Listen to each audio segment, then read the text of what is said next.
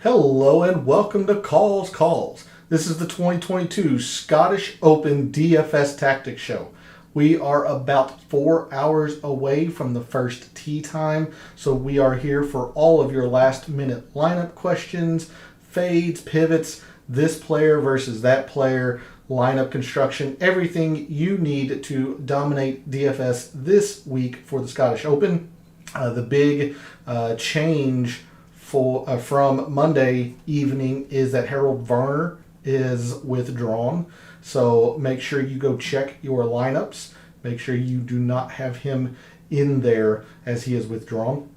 But we've got a lot to get into, and we have a little bit of a short time to get into it. So let's dive right in. All statistics provided tonight and every night are from fantasynational.com. It is simply the best tool out there. Anything you want statistic related for golf, gambling, anything and everything, Fantasy National has it.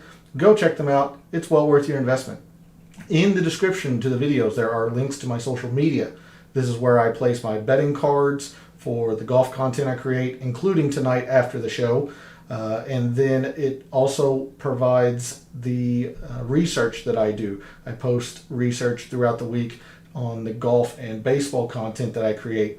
Although I did not do any for the Barbasol this week, I was trying to narrow down a pattern on the winners from 2018 forward. Just couldn't do it, and then with a double tournament week, it just got time just got away from me.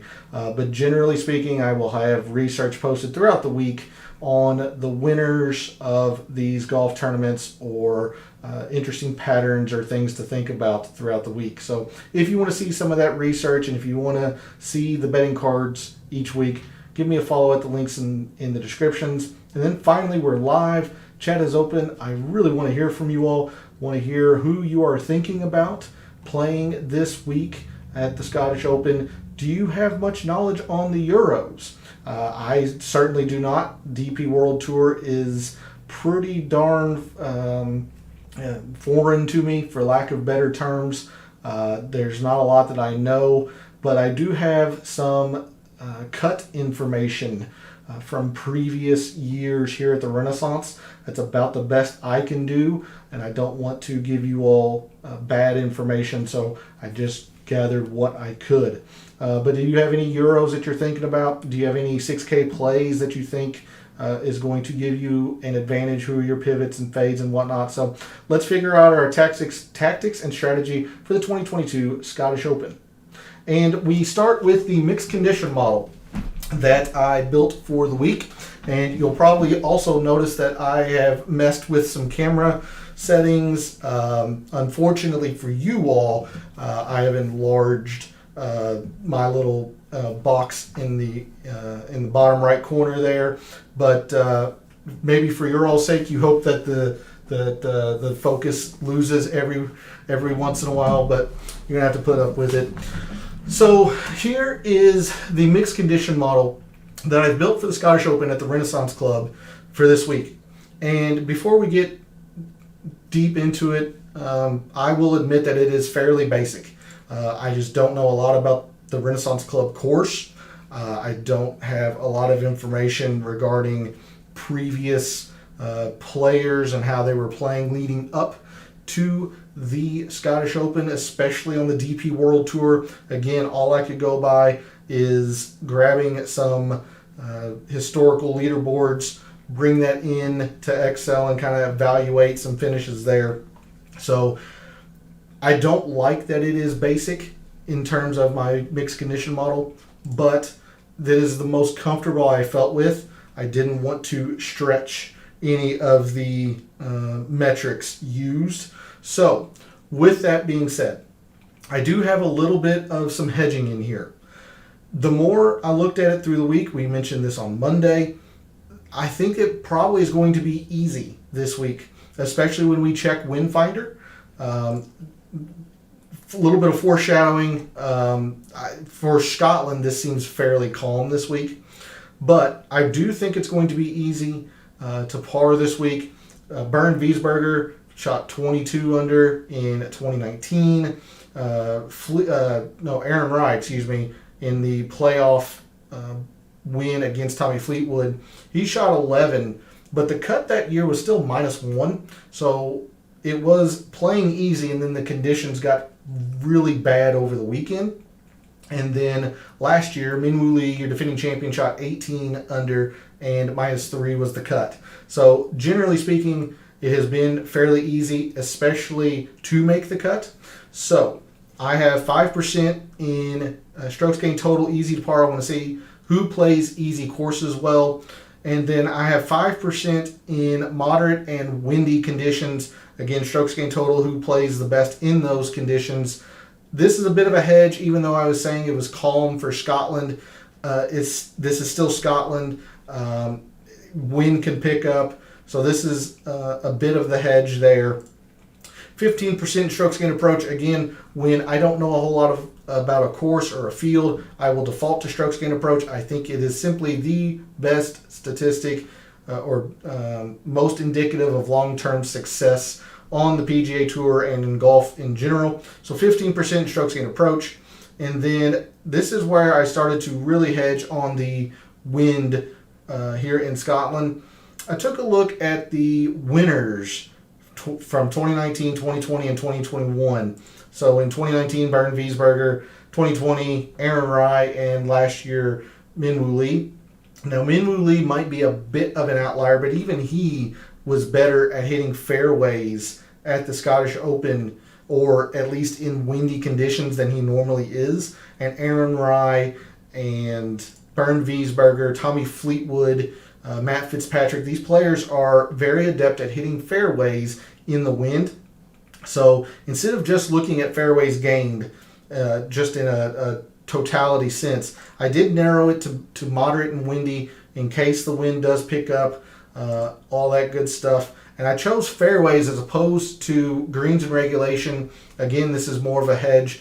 I don't know the size of, or the average green size here at the Renaissance Club. It is probably dangerous to do so, but I am thinking about typical English greens. Maybe not St. Andrews double green big, but generally they have some pretty large greens over there. So I didn't want to hit greens in regulation. I think that could have been misleading. So I chose fairways. The protection of this course seems to be wind and the few bunkers around the greens. I imagine they're probably pretty deep, pot bunkers and all that. So I did put 5% in sand saves. I don't feel confident or terrible about the 5% here. It's just a imagination of the course. P, thanks for jumping in chat again. Congratulations on the big hit this past weekend. That was a pretty impressive lineup. I'm hoping that you got the CH3 idea from me, but if you didn't, that was a fantastic inclusion. We were on the same page there. But thanks for jumping in chat. Hope your week has been well. And what are you thinking about for the Scottish this week? Players and fades and whatnot. But coming back to the mixed condition model, so I talked about the sand saves. Instead of using greens in regulation, I went 15% in proximity.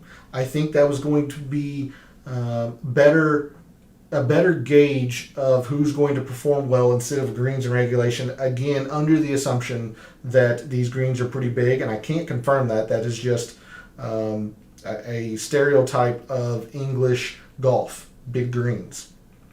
And then this is where kind of the basics of the data model come in. I have 10% in strokes gained par 3, 10% in strokes gained par 5, and then 5% extra, so 15% in basically par 3s, 200 to 225. There are 3 par 3s that measure at that length. Now, yes, 2 of them are at 201 and 202, but still 3 of the 5 are in that range on the scorecard, so I think it's safe to say this will be a fairly important factor this week.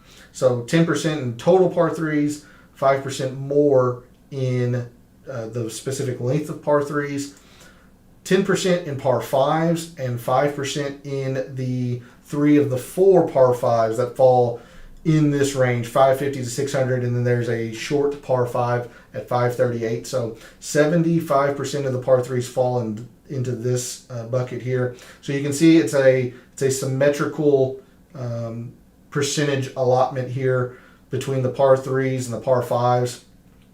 And then I put all of the par 4 percentage just in par 4s. The reason being that when I went back and looked at some specific hole yardages, you have the one very long par 4 at 508. You have a couple of 480s. You have a 460 or a couple of 460s, a 445. So I imagine that those lengths of each hole are going to vary and swap buckets per se. So I wasn't confident in singling out any range of par 4. So instead, I just put 15% strokes gained par 4.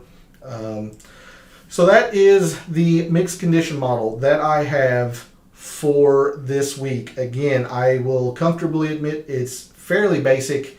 There's not a lot that I know about the Renaissance Club, all that good stuff.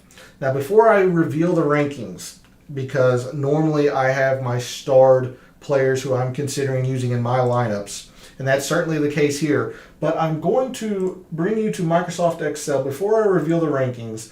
And I mentioned that there are a few Euros that I am keeping my eye on, and I don't know much about their statistics, anything like that. This is performance, specifically here at the Renaissance Club, the past 3 years of the Scottish Open, 2019, 2020, and 2021. Now, obviously, feel free to pause the video, jot this down or whatnot, but my crude color coding here is that yellow is somebody that is I'm considering. They have at least a modicum of success. Either they have made the cut all 3 times or 2 times, or perhaps someone like David Horsey down here who has a top 15 but also a missed cut. That's somebody I'm considering. Green is somebody that I am going to use. Alexander Bjork, for example, a top 20, pretty much a top 25, and he's 3 for 3 making the cut here. Brandon Stone, a lot of the same, 3 for 3 with a top 20. Eduardo Molinari, top 20, 3 for 3, things like that. And then orange, lastly, is somebody who has made the cut all 3 times but doesn't have a top-end finish, like Zanotti here, Fabrizio Zanotti. His best finish is a tied for 48, but it's been consistent. He's made the cut all 3 years.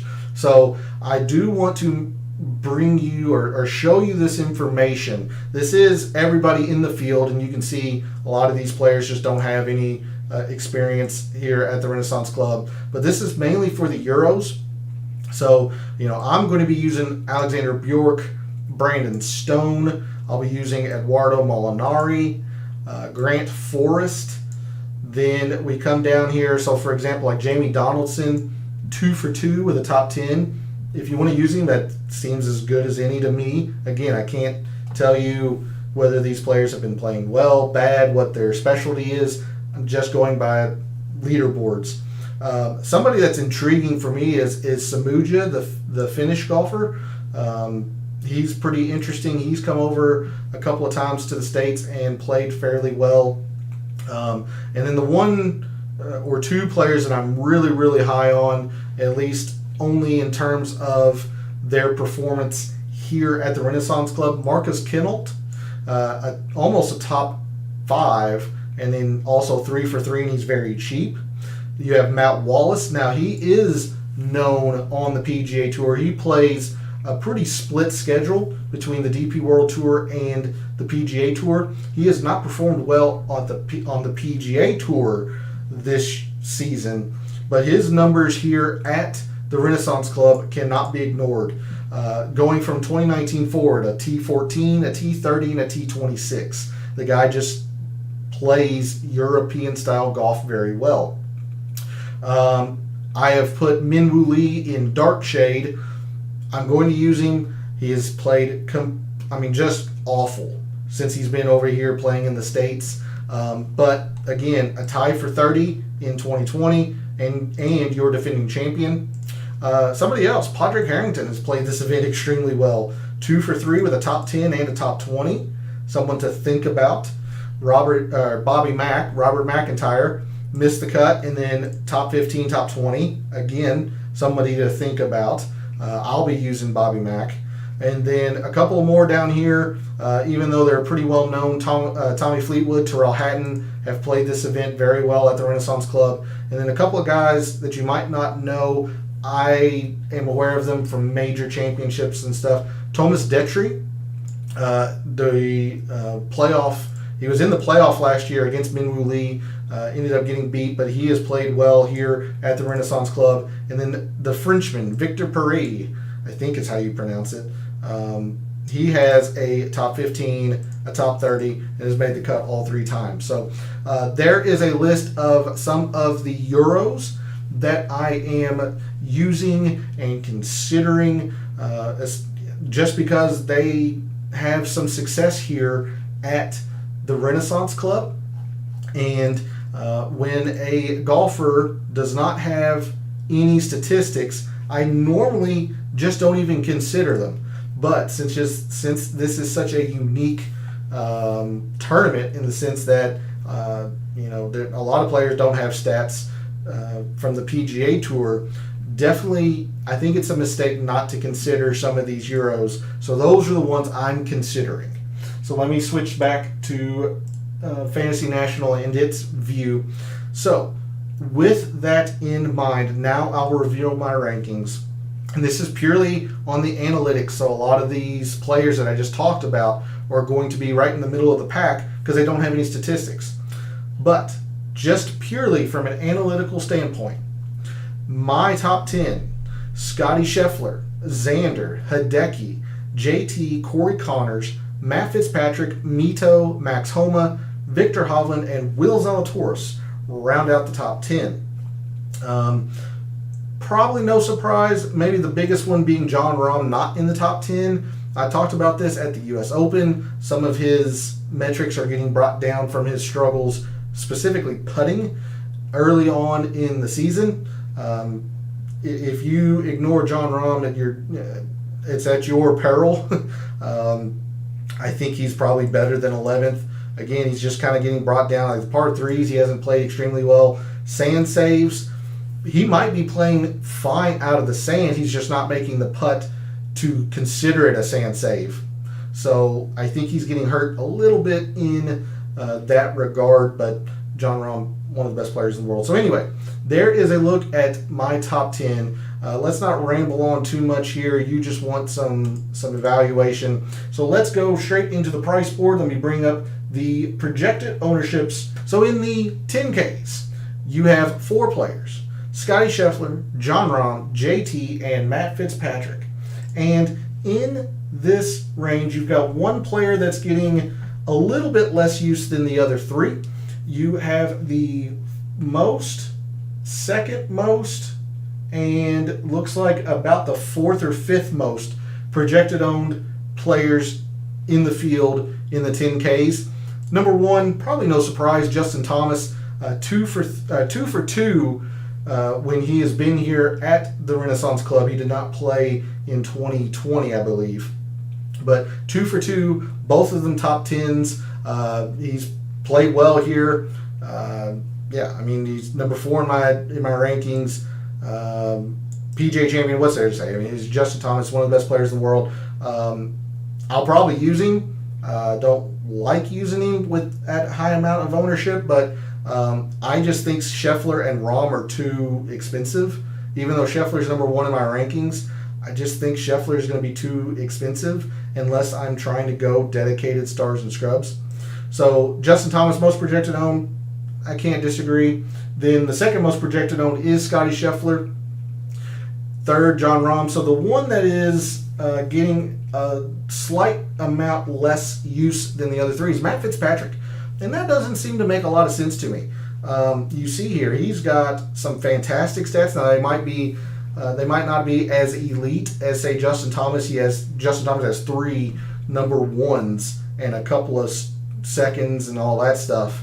But Fitzpatrick doesn't have a bad statistic. His worst is proximity in 49th. That's still top third in this field. So I like Matt Fitzpatrick a lot this week. I can't imagine him being 13% owned. I would have to think he's going to be more widely owned, especially since he's the cheapest of the 10Ks. That allows contestants to use a Fitzpatrick and maybe a Zalatoris and then work their way down the price board. Whereas if you're going to, I'll just use Jon Rahm for example. If you're using Jon Rahm, it's going to be very difficult to squeeze in the same Will Zalatoris without having to come a lot further down into the price board. So to me, I can't fathom Fitzpatrick being only at 13%, which is what he's sitting at. For reference, Justin Thomas is at 17.5%. If indeed Fitzpatrick levels off at 13.5%, I'm a full go Matt Fitzpatrick. So with everything all factored in, price, my ranking, projected ownership, I'll go Matt Fitzpatrick first, although I think he's going to be more widely owned than 13%. Justin Thomas second, Scotty Scheffler third, Jon Rahm fourth, and by no means am I telling you to fade Jon Rahm. I just like the other three better for 10K plays. We move to the 9Ks. You have the third most projected own and the fourth or fifth, depending on percentile rounding. So in the 9Ks, the third most projected own player in the field, Xander Schauffele, again, makes a whole lot of sense. He just plays these big events well. He's generally pretty consistent in those big events.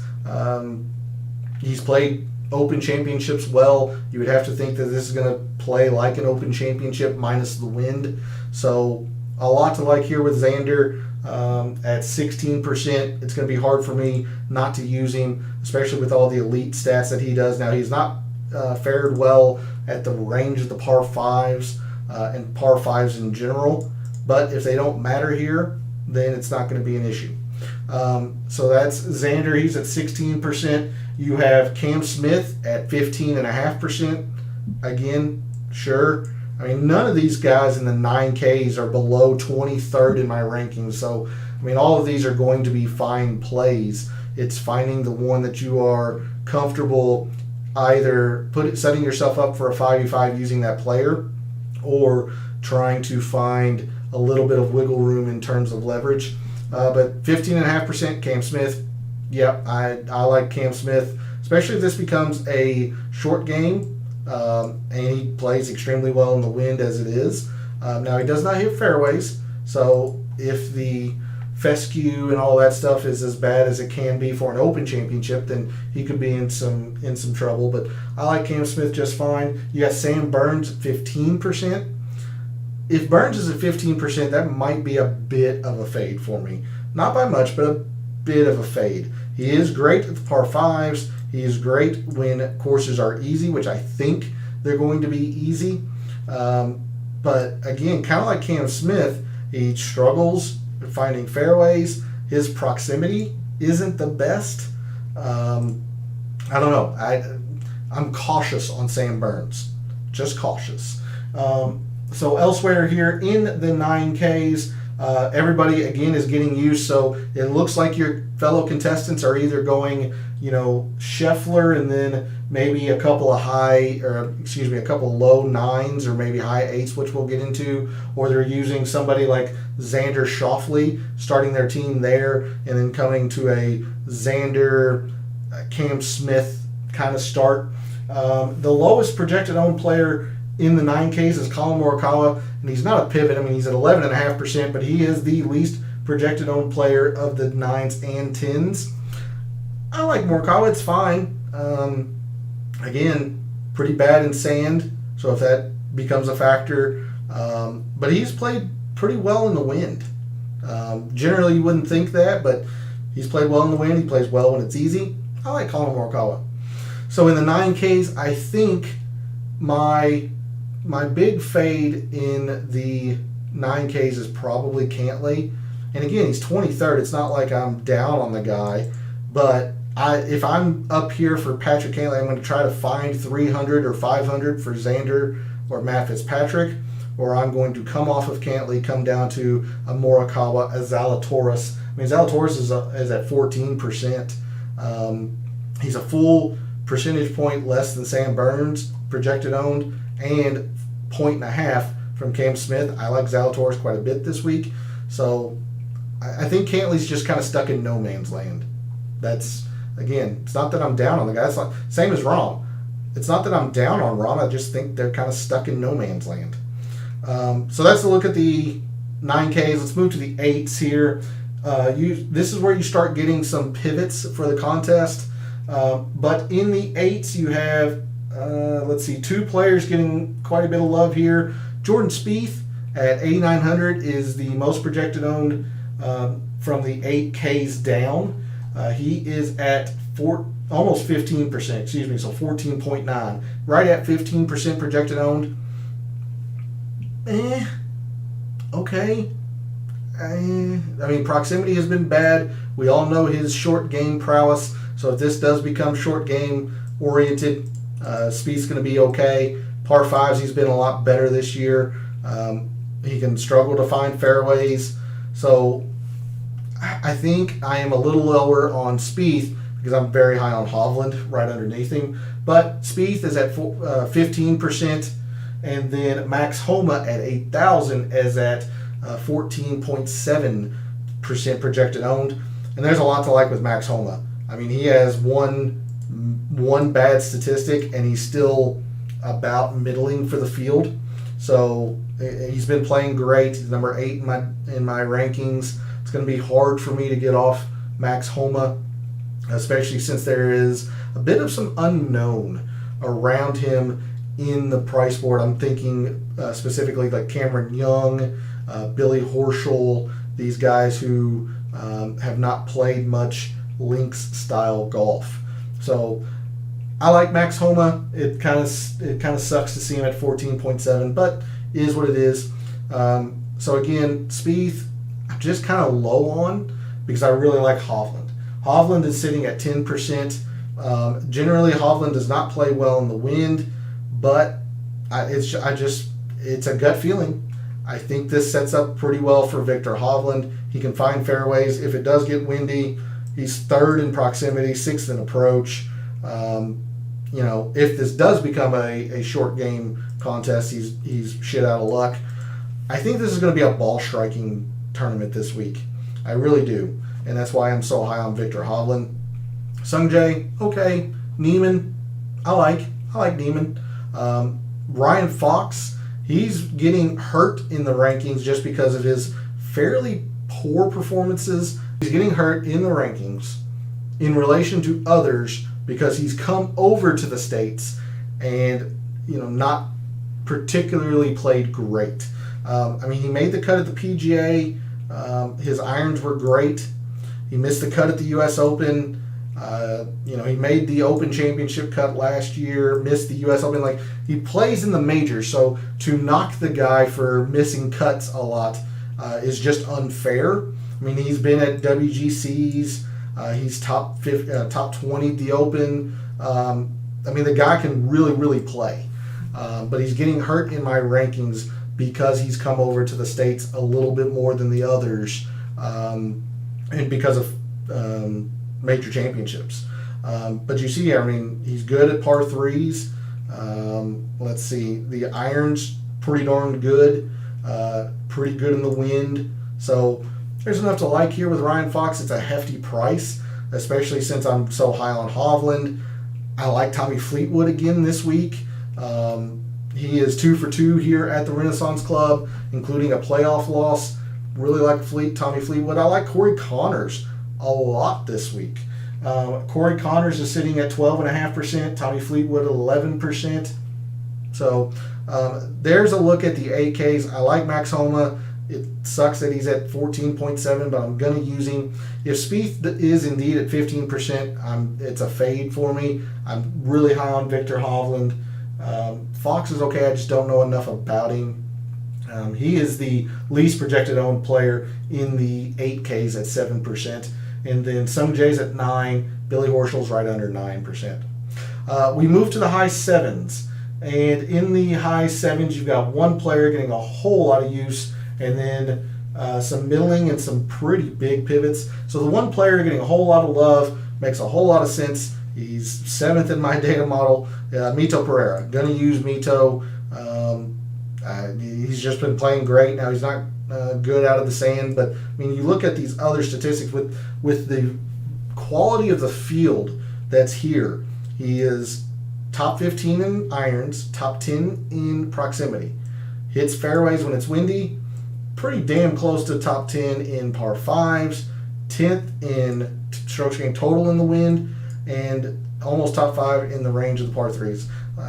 The guy's very, very good. Hot take, Mito Pereira is pretty good. So I'm going to use Mito Pereira. It sucks to see him at 14.4. You won't be able to use, say, a Max Homa and a Mito Pereira in the same lineup unless you just want to set yourself up for a 3v3 essentially, because no matter who you take up in the 10s and the 9s, they're getting used. So if I'm going to use Mito, I'm going to be having to use somebody else other than Max Homa, vice versa. Love Mito this week.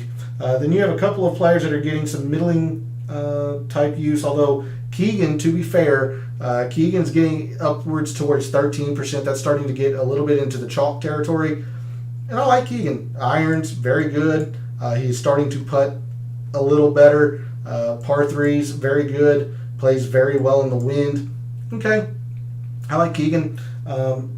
Let's see. Elsewhere here in the upper sevens, you got Tyrrell Hatton at 9.5%. I'm always a big backer on Tyrrell Hatton. He does not rate out well this week for a lot of the metrics that I think are going to play. But again, this is Scotland. This is Euro golf. Tyrrell Hatton plays Euro golf well, and he has played extremely well here at the Renaissance Club. That's why he is starred so low in my rankings. I do like Tyrrell Hatton this week. Let's see. Other players in here getting some love. Let's see. You've got Bobby McIntyre at 9.5. And that's really kind of it. So a lot of your fellow contestants are, if they're not coming to Mito, they might be coming to Keegan Bradley, but that's really about it. So you've got Justin Rose at 7.5%. I think Justin Rose could be sneaky good for DFS. I'm not advocating to put a win wager or anything like that, but I think Rose could be pretty darn serviceable in DFS this week. Now the par 5s are pretty bad, so he's going to have to manufacture his scoring, if you will. But I like Justin Rose just fine this week. Brian Harman, somebody else that I like for the proximity and the irons. He's just a fairway finder like Fleetwood was or is, like Aaron Rye is when he won in 2020. Brian Harman sitting at 7.5%. Let's see. Lucas Herbert. Herbert has played this event extremely well. 2 straight top 5s from Lucas Herbert. He is, I mean, you see he's starred. He's probably one of the lowest in my rankings. He just does not rate well in a lot of these metrics. Again, this is a play on the course fit. Lucas Herbert, 8%. Let's see, in the 75, right at 7,500, you got Alex Noren, 6%. Sebastian Munoz, 8%. Bezadenhout, 7%. I like all these guys, but I really want to use Pereira. I'm going to use a little bit of Keegan, but 13% kind of sucks. I will dabble in some Justin Rose, absolutely. I will dabble in some Tyrrell Hatton, absolutely. And Lucas Herbert, Bobby Mack, these are some pretty speculative plays, but they are plays on course fit as opposed to analytics. We'll move to the low sevens. And in the low sevens, you have got 2 players getting any kind of use. So your fellow contestants are bottoming out here in the low sevens. And that, I mean, really, the next highest projected own percentage under Aaron Rye. So Aaron Rye's at 10.5%, and Chris Kirk is a little above 10% projected own, which I like Chris Kirk quite a bit, as you can see from the rankings and his numbers. And I like Aaron Rye. I mean, champion in 2020. and he's coming in with good form. But after Aaron Rai at 7,400, the next most projected owned player and percentage is at 8%, which is just past him. There he is Luke List at 7,200. Your fellow contestants just aren't coming into the 6Ks at all. They're just not coming into the 6Ks at all. So in the low sevens, I like Chris Kirk quite a bit. I'm going to use him. I don't mind Aaron Rai. Matt Kuchar has played this event very well, or at least he has played the Renaissance Club very well. So take a look at Matt Kuchar. Minwoo Lee, your defending champion. I will dabble in some Minwoo Lee. If this truly is a ball striking course and week, take a look at Luke List, 9th in strokes gained approach. I've backed Hoagie a couple of times. It's backfired on me. The numbers say he should be good. I don't know. I'm just kind of lukewarm on Tom Hoagie. I really like Thomas Detry. I really like Eric Van Rooyen. He's also played very well here at the Renaissance Club. So there's a look at the low sevens. In the sixes, in the 6Ks, let's see, you've got a 5%, a 6%, 5.5%, and a 7%. Okay, so your 7% in the 6Ks is Callum Tarren, who's been playing really, really darn well. Let's take a look at Callum Tarren very, very quickly. I don't have him starred, but again, he's coming off a top 10 from the John Deere. He played extremely well at the U.S. Open. He's a little bit Jekyll and Hyde. The putter is very, very good lately, especially on bent greens. Okay, but I'm not rushing to use Callum Tarren. So he's at 7. You've got Adria Arnault at 5.5%. I was all over Adria Arnault at I think it was the PGA, and he really laid an egg. He's at 67. Adria Arnault. There he is. So I was all over him at the U.S. Open. Really backfired on me. He played extremely well at the PGA. The guy has game. I like Arnault. He's at 5.5%. You've got Victor Perez, or Victor Paris, I think. I mentioned him earlier when we were at XL, previous course success. He's at 5%. I like Victor Paris. And then Matthew Neesmith is at 6%. So those are the highest 6K owned guys. So your fellow contestants just aren't coming in here. They are bottoming out at maybe Luke List, but more than likely they're bottoming out at Aaron Rai and Chris Kirk. So in the 6Ks, I'm going to throw out a couple of names at you. We have talked about some of these Euros. Victor Paris, Adria Arnault. I like Alexander Bjork.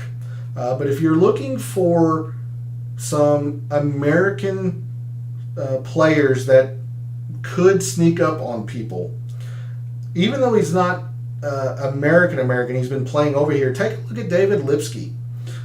Lipsky, top 30 in irons, top 10 in fairways when it's windy, and he plays the par 5s well.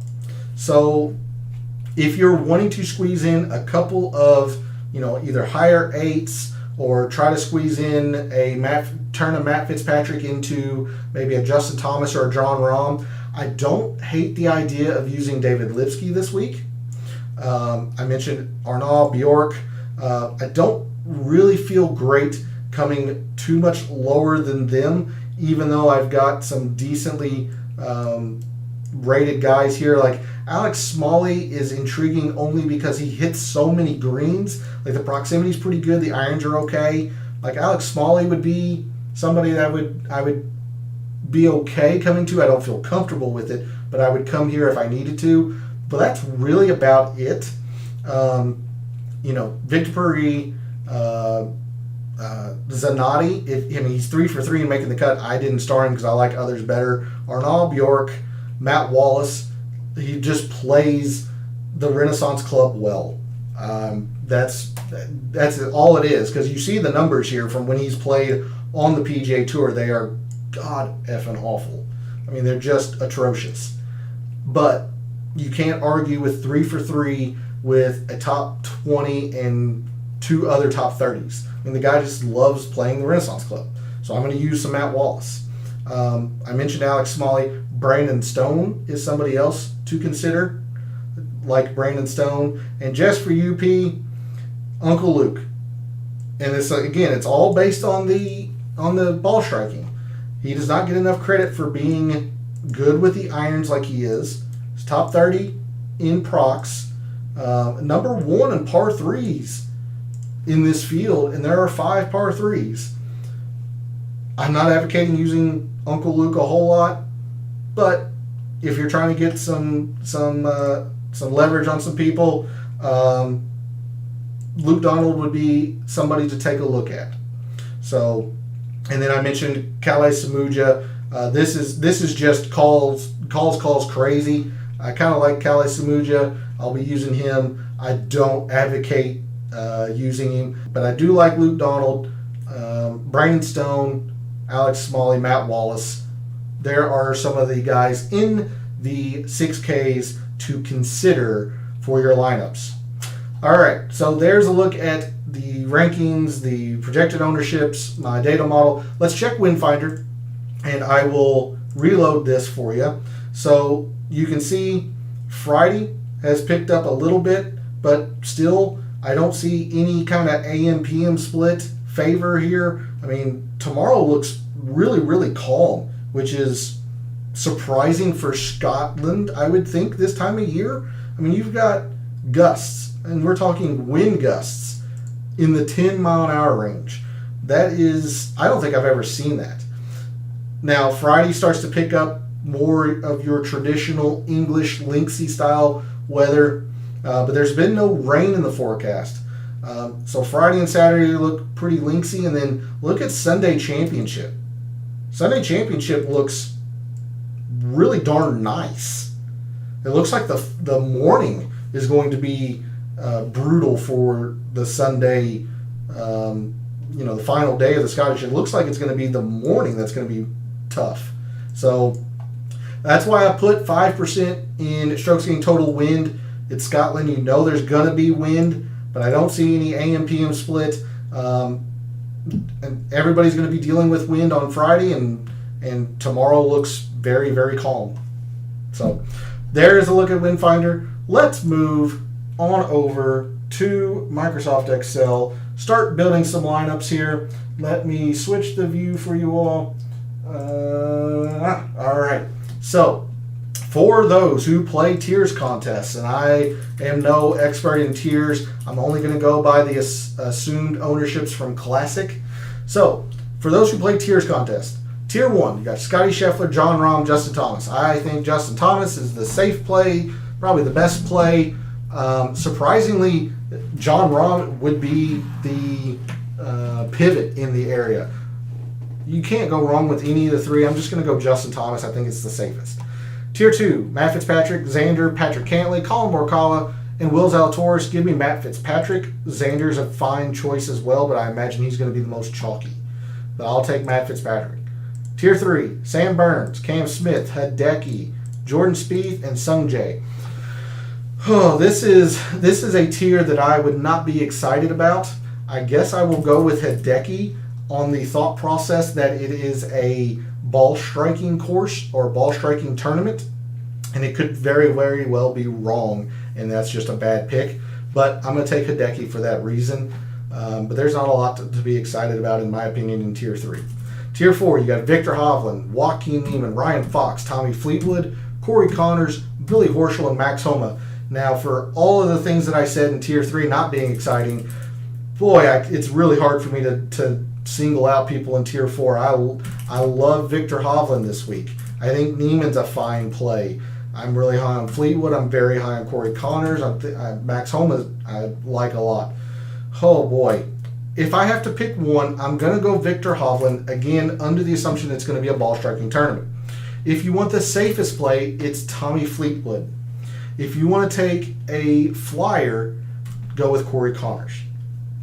Tier 5, you've got Cameron Young, Keegan Bradley, Justin Rose, Keith Mitchell, Terrell Hatton, Mito Pereira, and Brian Harmon.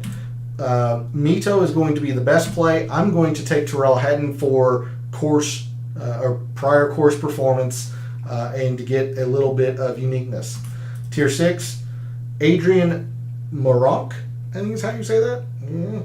Mark Leishman, Bobby Mack, Lucas Herbert, Sebastian Munoz, and Alex Noren. For me, I'm going to go probably Bobby Mack, but you can make an argument for Lucas Herbert on the prior course performance, and Sebastian Munoz is rated the highest to me. So I think it's between these three. I can see an argument for all three. I'm going to take Bobby Mack. So there's a look at the tiers contest. Let's start building some classic lineups, see how we're going to maneuver around our fellow contestants here at the Scottish Open. So if we're going to build a chalky lineup, we're going to have to start with the obvious chalkiest of chalk. It's Justin Thomas at 17.5%. If they're coming to a mid-priced 10K like Justin Thomas, then my guess is they're going to go either to Will Zalatoris or Sam Burns. I'm going to use Sam Burns, but just understand, like, they could be going Zalatoris here, they could be going Burns, Cam Smith. They're all getting a whole lot of use. But I'm going to say Sam Burns for them, and we saw just how low they're not going. They're bottoming out at essentially Aaron Rai or Chris Kirk. Let's just say they use Aaron Rai for the Euro narrative, all that stuff. So this is where their boundaries are. They've got 7,600 to try to fill in 3 spots. That's pretty ugly. That means they could be having to go both Kirk and Rai, and it still doesn't leave them a whole lot of money here to play around with. I mean, 7,700 is Mito. He's getting a whole lot of love. So again, at 7,700, you've got Brian Harmon not getting a whole lot there. Maybe Bobby Mack at 76. Oh, sorry, I can't type. Tired. So there's a chalky-ish looking lineup, leaving 100 on the table, right at 13%. No, it's not great. Depending on how low they come, like if they come off of Sam Burns, maybe they come into a Jordan Spieth here. They go Thomas Spieth and go Rai. Maybe they come up to a, it's still tough for them to squeeze in a lot of these other players if they are indeed bottoming out at Aaron Rai and Chris Kirk. Like at 78 and 79, you got Max Homa, who's getting quite a bit of love, and then 77 is Mito. So this is probably the most chalky I can make, I would think, based on ownership percentages, and that's at 13.5%. Not great. And if they go a full balance build, they're going to probably go something to the effect of Xander. Honestly, they'd probably go Xander, Spieth, but just to use some different names here, I'm going to go Cameron Smith, Xander, and I hate to use the same names, but I mean it is what it is. It's Chris Kirk and Aaron Rai. But I'll come down to Luke List. He is getting a little bit of love down here at 8%. So if this is their defined boundaries, let's see, they could come into a, Cameron Young's getting a little bit of use here at 81. Then they could come up to, maybe a Keegan. Leaves them 78, which is Mito. So there's a look at a balanced-ish type lineup. Probably not doing Luke List. They'd probably be doing Aaron Rai or Chris Kirk. Again, just trying to use different names for you all. But let's see if we can combat this. And I've mentioned that I am really high on a few of the Euros. And as a pivot for the 10Ks, I'm going to start with Matt Fitzpatrick. And then I'm going to go to Will Zalatoris. And I really like the start of this team here. Zalatoris, for as much as he has a propensity to come in second, second's pretty darn good in DFS. Nothing wrong with that. So I'll start with Fitzpatrick and Zalatoris, and I'm going to bottom out at Thomas Detry. So at 7,100 at Thomas Detry, somebody else you could perhaps think about, Eric Van Rooyen's got a lot of great success here. I'll bottom out of Eric Van Rooyen, but Fitzpatrick, Zalatoris, and then Van Rooyen is the bottom. If this is going to be where I bottom out at 7,100, I'm going to have to either be looking one other place in the low sevens, or I'm going to be all hovering in the 75, 76, 77 area. So I mentioned that I like Justin Rose. Keith Mitchell is also somebody that you could think of, but I'm going to use Keegan Bradley, even though he's real chalky. I like Keegan this week. And then Sebastian Munoz is somebody I'm also taking a look at. And this still leaves me with 8,100, which is Cameron Young. I'm not the highest on Cam Young. Max Homa is very, very chalky. But if I put in Cameron Young here, that's probably going to be right at maybe 10%, 10.5. So there's a look at a balanced-ish look with Fitzpatrick, Zalatoris. If you're not comfortable going Van Rooyen, you want to come a little bit higher up. Again, I hate to repeat names, but you can come to say Luke List, and then come off of who do we have here? It was who did I put here? I don't remember. Let's try to build a little bit of Victor Hovland, and we have 7,300 here. You can go 74, 72, or maybe 71, 75. EVR 75 is Bezadenhout, who I like. Sebastian Munoz, who I like. So I'll use Bezadenhout just to throw a different name out there. So there's another look at a balanced lineup, still with Fitzpatrick, Zalatoris, and now Victor Hovland.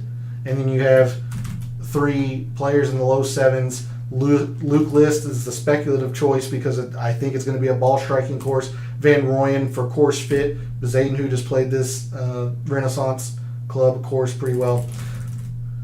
Let's do one more lineup, and this is one that I'm pretty excited about in the sense that it's going to be very, very, very unique. So I mentioned that I like Adria Arnault down in the mid sixes. And I like Adria Arnault. I like Matt Wallace. There's a lot of ways you can go. It depends on how comfortable you are, how far down you're willing to come. Like I even highlighted Marcus Kinault here at 6,100, 3 for 3 in making the cut here at the Renaissance Club with a top 20. Let's see, others here in the low sixes. Donaldson was 2 for 2 with a top 10. Callum Tarrant's getting some love. We could have used him. I apologize. I forgot about Tarrant. Let's see. Others that I highlighted. Grant Forrest is 3 for 3. There's Uncle Luke. I don't want to use Luke Donald in examples, although I will be building lineups with him. I don't want to go too low. Let's go Brandon Stone. Brandon Stone has been pretty good here at the Renaissance Club. Let's say I go with Brandon Stone as my bottom, and honestly, I'm kind of okay with going either a high 6 or a 7 again, like Victor Paris. I don't mind using Victor Paris, Adria Arnault, Alexander Bjork. All of this is to say, but I'm gonna go come up to Thomas Detry and go from there. All of this is to say, like I can squeeze in a chalky Justin Thomas and then still come to a pivot like Victor Hovland and still have 8,500 per player here that I can maneuver around. So if I like Tommy Fleetwood this week, I've got Tommy Fleetwood, and then that gives me 86, which is Joaquin Niemann. I think he's fine. I wouldn't be excited, but I'm not disappointed to use him here. That lineup is less than 9.5% projected owned. Yes, it's quite speculative with Brandon Stone and Thomas Detry, but these are 2 guys that have played this event very, very well, or at least have played this course very, very well. Everybody knows about Justin Thomas. Hovland, ball striking premier. Fleetwood has played this event or this course very well. Like, this is the style of lineup that I really, really like this week. And if you want to come to like Scotty Scheffler, I mean, it is possible. You'll have to come down probably a little further than Brandon Stone, or at least use a couple of these unknown slash maybe little or very seldom played in the States type of players. Let's do Adria Arnold and 60. Oh, Matt Wallace. Yeah, let's do that. So if we go Arnold and Wallace, we can still squeeze in a Scheffler, and we still have 8,500 per. Depending on how low you're willing to go on this one, let's just say we use Lucas Herbert for the course form, and now we got 8,900 per player. Like, we could try to squeeze in like a Matt Fitzpatrick, and we're still going to have quite a bit left. 77 is Mito. And that's right at 10% projected owned. But if you don't want to use Fitzpatrick, maybe you want to come into, I wouldn't say Xander because that's going to be pretty chalky, but maybe a Colin Morikawa. That gives you 84. That's Tommy Fleetwood, who I'm really high on. Corey Connors, another player. So there's a look at some of the lineups that I've been messing around with. Again, I am using a lot more Euros than even I am comfortable with, but just because of the nature of the tournament, where it's being played, and the fact that there's not a lot of data on these players, you have to open it up a little bit.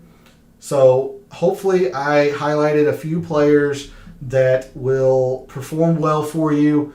I'm pretty sure not all of them will be a stud and all that stuff. Some of them will miss the cut, but going on past tournament history here, those guys have played the course fairly well. Again, we're about 3 hours or so from the first tee time, so I can stay on for a couple of minutes if somebody wants to throw out an idea or a player or two that you want to try to build around. But otherwise, my overall feelings on the Scottish Open, I really do think it's going to be a ball striking fest. That's why I'm really high on Hideki and Victor Hovland, Sungjae to a little bit of a lesser extent, Max Homa. I'm really high on those guys. I don't see any way Fitzpatrick is at 13%.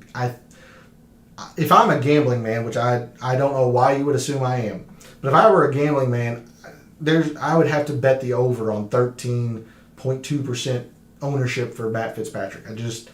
I don't see how he isn't getting a whole lot of love.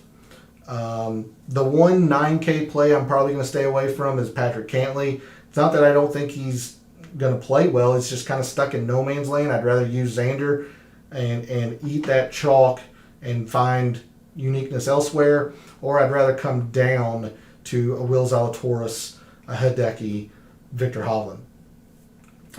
Is Ryan Fox love warranted? I see. That's the thing. He has played. I think he's played pretty well lately on the DP World Tour. So I'm going to bring you back to Fantasy National, and we'll take a look. And again, this is just stats from America, but a lot of people like him this week. So we'll take a look at Ryan Fox. And the guy can really play. I mean, his numbers, or his value, or his ranking in my data model is getting deflated because he's one of these few guys that do come over and play in the majors or, play in the Open Championship, and, those stats count for Fantasy National. Like, he misses the cut at the U.S. Open. He made the cut at the PGA. He made the cut at last year's Open Championship. But, I mean, he's top 20 at a major. He's in WGCs. He's played the Memorial. He's played these big events. Like, the guy can play. My issue with Ryan Fox is at 8,500, that's pretty steep to pay for me on a relative unknown. It's pretty steep to pay, especially when there's guys around that price, like Corey Connors, like Tommy Fleetwood, that I really like. That's my issue with Ryan Fox. Is he worth it? Probably. Like I said, a lot of the pundits in the industry that know a lot more about the DP World Tour really like Ryan Fox this week.